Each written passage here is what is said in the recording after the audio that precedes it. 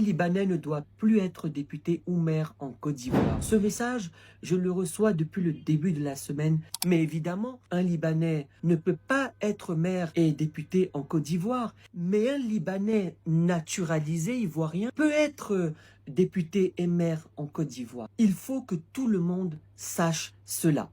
Regardez aux États-Unis. Un maire vient d'être élu à la municipalité de New York. Il est d'origine indienne, musulman, quelqu'un qui revendique même ses origines, mais il est naturalisé américain. Chers amis, la nationalité, elle est juridique. Ce n'est pas une question de sang et de culture, mais de droit entre vous et l'État. Et dans ces droits-là, un citoyen naturalisé d'un pays peut prétendre à être député et maire. En Côte d'Ivoire, par exemple, quelqu'un qui veut devenir député et qui a été naturalisé, il doit attendre d'abord 10 ans avant d'être candidat à la députation ou être conseiller régional ou conseiller municipal. La Côte d'Ivoire est riche de sa diversité. De grands pays se sont construits avec des immigrés, comme les États-Unis, le Canada et même d'autres pays. Maintenant, une autre question se pose. Pourquoi viser spécifiquement les Libanais?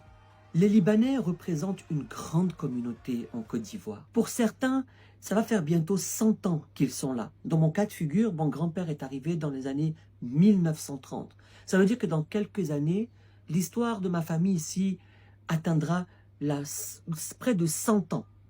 Mes deux parents sont nés ici en Côte d'Ivoire, dont l'un avant l'état de l'indépendance.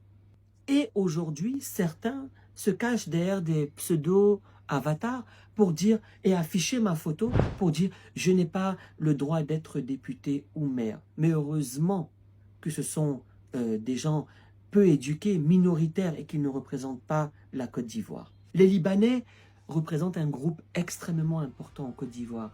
Ils sont des centaines de milliers. Ils cotisent des impôts, ils créent de la richesse, ils créent des infrastructures. Ils embauchent du personnel, une communauté puissante et qui est là depuis des générations. Bien évidemment qu'il y a des personnes qui vont vouloir s'intéresser à la politique. Comme c'est le cas par exemple avec la communauté ivoirienne qui est en France, qui a plus de 100 000 individus. Rachel Keke, qui était députée au Parlement français. Les Ivoiriens sont également nombreux au Canada.